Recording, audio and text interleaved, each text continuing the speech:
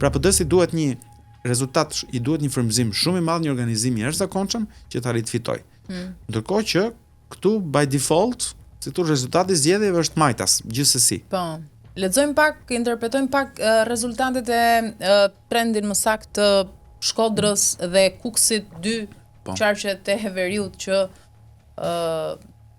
të vetmet deri më tani të paktën që ka kryesuar Partia Demokratike dhe koalicioni e saj. Po të shikoni rezultatet e zgjedhjeve deri vonë në fakt. Po të shikoni, do të shikoni siç është harta e Shqipërisë, ose po themi Karaburuni këtu edhe Shqipëria kështu. Do të shikoni që harta ka qenë e tillë. Se dia duket në kamerë. Duket se e drejt për drejt. Okej. Do thënë, vinte kështu, zbriste deri në Korç. Kjo zona këtu ishte blu. Po. Kryesisht blu, kuptohet, jo 100%. Mirë, normal. Dhe kjo zona këtu ishte e kuqe. Për shkak sepse kjo zona këtu kishte popullsi më të madhe etj. Kuptohet që prirja kryesore për të fituar zgjedhjet ishte majtas. Dhe kjo është natyrshme në çdo lloj zgjedhje këtu. Kjo zona blu tani është kurrur gjithmonë më tepër. Fillon edhe ikën Korça. Fillon edhe ikën Pogradeci, lëviz këtej Elbasani etj. Tani kemi ngjetur këtu ke majta. Them fakt. Kjo harta, po ta krahasosh, se kam bërë një studim për këtë punë. Ka qenë në atë kohë të paktën 2005-ën e cak. Sidomos deri në 2005-ën ka qenë e qartë. Kjo ka qenë harta e varfërisë në Shqipëri. Hiç Tiranën. Po të shikoje hartën e varfërisë, ishte e njëjtë. Zonat më të varfra kishin prirje të votonin, sidomos në 2005-ën, kishin prirje të votonin djathtas. Zona më e pasur, zona jugore, qytete me më tepër, kishin prirje. Zona ku investoi më pak në arsim, në infrastrukturë, gjitha gjërat, ishte kjo zona pikërisht blu. Përputheshin hartat shumë mirë me njëra tjetrën. Tani çka ka ndodhur, kemi arritur tek pika ku më ka mbetur vetëm maja e icebergut. Gati po zerohet. Dhe praktikisht edhe kjo është sulmuar fort. Shilezha doli praktikisht 4-3. Ndërkohë që Shkodra nuk është akoma bastioni i djathtas, por nuk është ai bastioni siç ka qenë më përpara. Mirë, aty votat i ka marrë PSD-ja në vend Partisë Socialiste. Nuk i ka ndodhur dhe ajo për Nuk i ka marrë PD-ja. Mirë, po. Se njerëzit din për kë po votojnë, kur votojnë. Njerëzit kur po votojnë për Tom Dostin, e din shumë mirë që nesër pas nesër Tom Doshi është qeveri me Edi Rama. Po. Kuksi vetëm Kuksi. Kuksi pse është ai që është, por nuk është se ka në indikim të jashtëzakonshëm në ndërkohë kemi rritje në Fier, një nga qarqet më të mëdha, po edhe të njohur si votues majtas në mazhorancë ndër vite, me rritje këtë herë. Elbasani, po ashtu me rritje, domethënë të gjitha se tani janë pa përjashtim këto. Tani rritja është çike relative, se me shumë gjasa PS-ja duhet parë rezultatet deri në fund. Ka marrë më tepër deputet me më pak vota se sa ka marrë për shkak të uljes se mungojnë një 190.000 votues aty në rezultat. Kështu që si thosh, i disa tyre që s'kan votu, ka dhe plot që më parë kanë votu PS-n dhe tani nuk kanë votuar. Kështu që rritja është çik relative, por e marr në tërësi braktisja ka qenë ndoshta braktisja më e madhe për opozitën se sa për partinë pushtet. Po. Ndërkohë, interesante ishte nisja mbrëm pas mesnate, se e kam ndjekur edhe ishte interesant procesi i numërimit të votave të diasporës. Edhe pse ato të Greqisë u vendos nga KQZ me kërkesë të Partisë Demokratike të liheshin më njanë për shkak të disa parregullsive deri në një vendimarrje të dytë. Kutija e parë i përkiste qarkut Kuksit nga votat e diasporës dhe kryesonte ndjeshëm Partia Demokratike, ndërkohë tashmë edhe nga votat e diasporës rezultati është përmbysur. Po. Me thënë vërtetën, unë nuk kam pritur realisht që të ketë në një efekt të përmbysës ose revolucionare vota diasporës. Në një pjesë të rasteve, vota diasporës do të ishte pothuajse një amplifikim i votave të brendshme këtu në Shqipëri.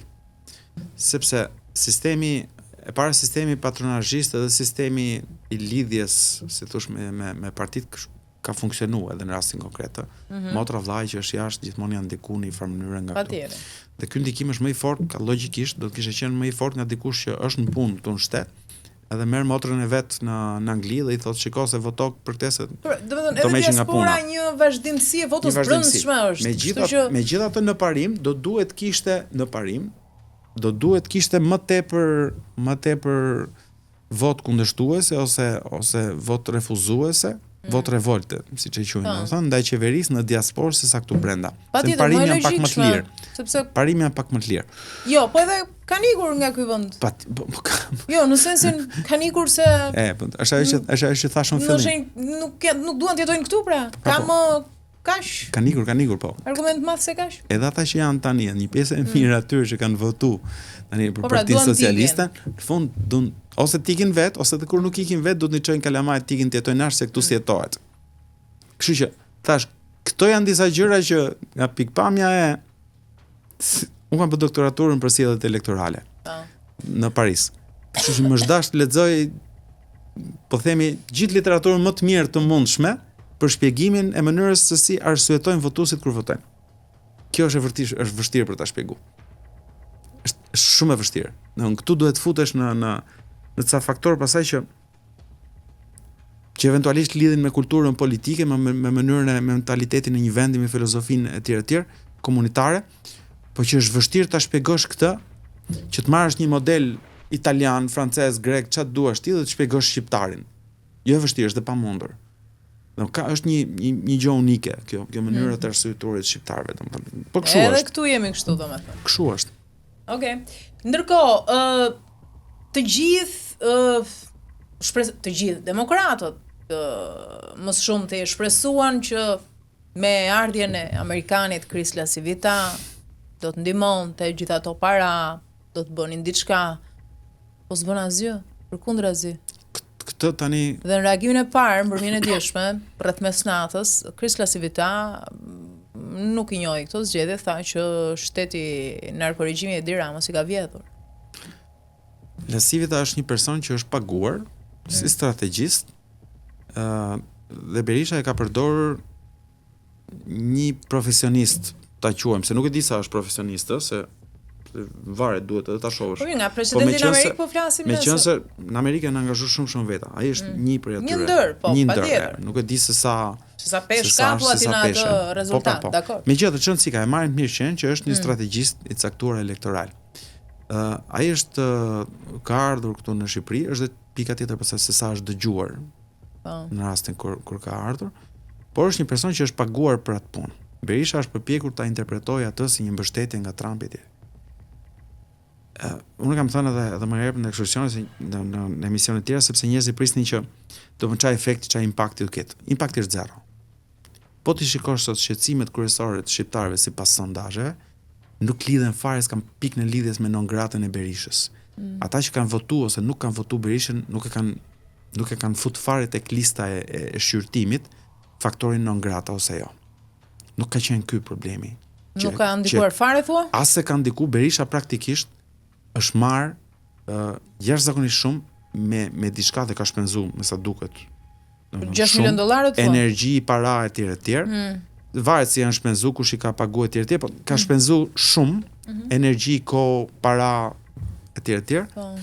Për diçka për cilën shqiptarët nuk e çanin kokën fare. S'ka pas pikë në rëndësisë. Ka qenë po aq e parëndësishme sa pasaporta europiane e Edi Ramës. Po kjo pjesa e lobimit që i doli në kulmin e fushatës elektorale, ndikoi thua? Nuk kanë gjithë dinë që në Amerikë lobohet për këtë gjëra, nuk shoh në po mirë, në sensin që ku i gjeti opozita gjithë këto para, kanë një dyshimi, s'ka transparencë, jakta janë të gjithë njësoj, pse ta votojnë, në këtë sens e kam. Dakor, këtu i vetmi problem është ky që ti mendon, domethënë kur e shikon këtë gjë, ti thua që thjesht konstaton që Berisha është duke e fut kot. Është duke harxhuar energji për diçka që nuk është e rëndësishme për shqiptarët. Kaq. Pik. Po se ku i gjeti, si i gjeti etj, nuk ka një lloj rëndësie të madhe, për aq sa është e ligjshme, dhe ajo është e ligjshme sepse është deklaruar transparent etj. Domethënë që nga ky moment nuk ka një lloj rëndësie si është ashtu. Këtu çështja është që thjesht ka harxhuar kohë, energji, ndoshta edhe para, shumë para. Është investuar kohë në gjëra drejtimesh. Është investuar për diçka që nuk është e rëndësishme për shqiptarët, por është e rëndësishme për atë vetë. Po. Do të duket sikur meraku kryesor i Berishës ka qenë heqja non gratës, jo fitimi i zgjedhjeve. Natyrisht nuk është kështu. Ai do kishte dashur të fitonte. Por është fiksimi i Berishës që ta ndiqte këtë gjë dhe e ka ndjekur. Praktikisht nuk i ka hyrë në punë për asnjë gjë. As nuk i ka prish punë, se nuk mendoj që dolën kontratat dhe shqiptarët u skandalizuan nga fakti që që Berisha pas ka pagu disa lobist në Washington. Këtë gjë e bën gjithë.